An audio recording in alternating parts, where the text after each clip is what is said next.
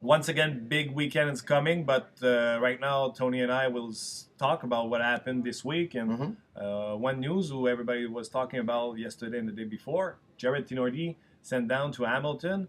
And what do you think about it? Look, I understand what the Canadians are doing. You have a young defenseman. If you don't play him, he's going to get rusty. He's never going to get better. His confidence will go down. Remember what used to happen with Yannick Weber? He used to play one in every 10, one in every 12. And when he used to play, the puck was a hot potato for him. Okay, so obviously he needs to be playing. Having said that, I take a look at the Canadians' defense. Emelin is out. Murray is out. They're a defense that, besides PK Subban and from time to time Bouillon, who's getting older, they don't hit all that much. It would be great to have a physical element like that. Against the Edmonton Oilers, they missed a guy like Jared Tinordi because there was no one that could clear the front of the net, and there was no one who can finish their hits. Last night against Anaheim, they didn't miss him.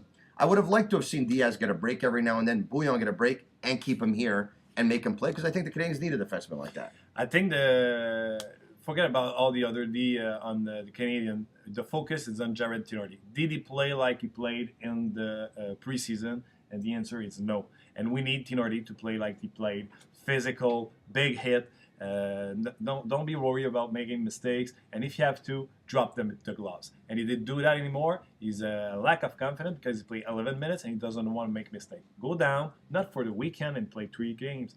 1 week, 2 weeks, 3 weeks, if it's possible.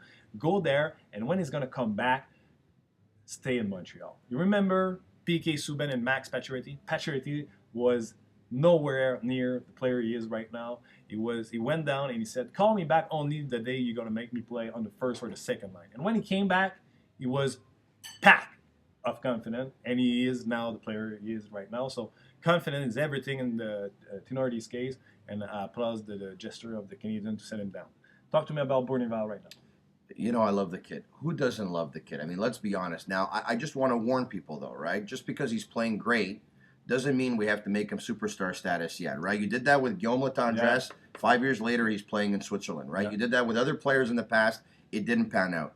He's a really good utility player that you can put in many roles. He's very versatile. Fourth line center, you need him, he'll do the job. Fourth line left winger, you need him, he'll finish his hits. Third line left winger, he'll play solid defensive hockey. Second line left winger, like he was last night, along with Plekanec and Jonta, he'll chip in and he'll try and provide some offense. He's got great foot speed. He drives the net. He goes to the net. What I love the most is the vision on the play, on the pass to Plekanec. A lot of young players would have forced a shot on net right away and say, let me just get the puck to the net. No, he had his head up. He saw where Plekanec was. Pass right on the stick. Beautiful goal. He looks like an NHLer. Yeah, and you can't talk about Bournival anymore and say he's a speedster. He's more than just a guy who skates very fast. He's a high IQ hockey. He's very high. Awareness is good, and that's why he's a good hockey player in every aspect of the game, like you said. So, and the thing I like about him and about every kid on the Montreal Canadiens, because they are the one who are driving the Canadian right now, he gave a spark to Plekanec and Jonta, who look better than ever. Youthful enthusiasm. Every team needs it. It's always good. So it's good for Bournival. Paris comment yesterday. It's the first time he was talking to the reporters since his injuries, and he was a little bit pissed to the reporters who used that fight to bring back the fight around should fight be in the game or not. Well, look, I can understand him saying that he doesn't want this discussion to come up. Although George Parros is one of the better hockey players among enforcers in the league, I mean, he doesn't look out of place.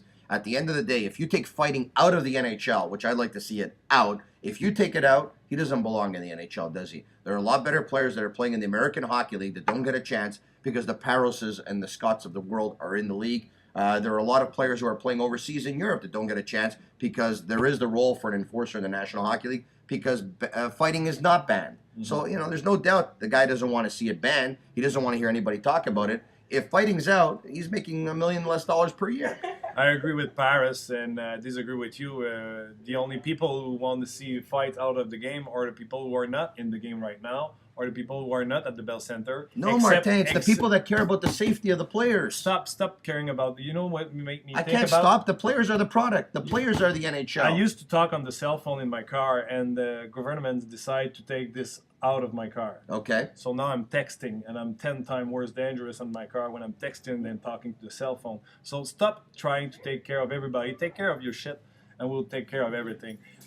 Voice activation. You should enable that. You can do it with your voice. Fight at this place, have a room in the games, And if you don't want to see people get hurt because there's 50, 60, 70 pounds between the guy who run a guy over and the referee, the only thing he's going to do is give it 2 minutes. You can run the goalie and take 2 minutes, and your goalie is not the same after. Remember Ryan Miller? That's why the Sabres went after Scott. So fight have a place in the game. Stage fight doesn't have a place in the game. But the only people except owner want to fight, GM want to fight, coach want to fight. Steve Yzerman doesn't want it. Steve Yzerman played it. Ray Shero doesn't want it. Let me think. Jim Rutherford doesn't want it. Steve Yzerman played with Kosher, Probert, and he had he still doesn't want it. He had a great career because of this guy. And he still doesn't want it. And Rutherford is an hypocrite because he went after Wes Grat to put him on his team because he wanted a fighter too. No, have Rick Stahl he went after him because it's still in the game. That's why he went after him. Yeah, but it has to be in the game. Saku Koivu. Yes. And I make a promise. I said it so in French. I'll say it so in English. We'll make a blog after talk about just the fight. Just fighting. Okay, no problem. Fighting. Let's talk about Saku Koivu, who was a fighter in his own way, of course, because overcoming everything that he overcame, the cancer, the serious knee injury that he had, that at one point he was the leading scorer in the league, along with Peter Forsberger. They were the two best leaders once upon a time in the National Hockey League. It's too bad that he didn't have the career that maybe he could have had he not avoided injuries. He still had a very good career, one of the Montreal Canadiens' better players. You know, the thing that hurts me the most is people are always going to say Saku never won in Montreal. Montreal was never ready to win. Saku never had the line mates. Saku never had the team. He never had the defense. He never had anything. They never had a contending team while he was here. It's unfair that people say that because you could have brought the best player in the league here, and I'm not sure he would have won a cup. At this time, you're right. And a lot of good players never won the cup. Marcel Dion, and we can name other. If Raymond Bourque never went to Colorado, it would never won the cup. So I don't think you can judge a player on if he had won the cup or not. I don't think he's a caliber to get his jersey retired. But I think he can go around the ring, with all those people have their name in the Bell Center. No problem with that. Saku Koivu. Maybe the team shouldn't honor him, but it'd be great if the city would. For everything he did for the city, do something for him. It will be done right after his retirement. I'm sure about that one. Avenue Koivu. No. Avenue des Canadiens. No. Avenue Marinaro. No. Okay. But people were great at the Bell Center yesterday to give a great ovation to Saku Koivu, one of the best warrior and the guy who in the community.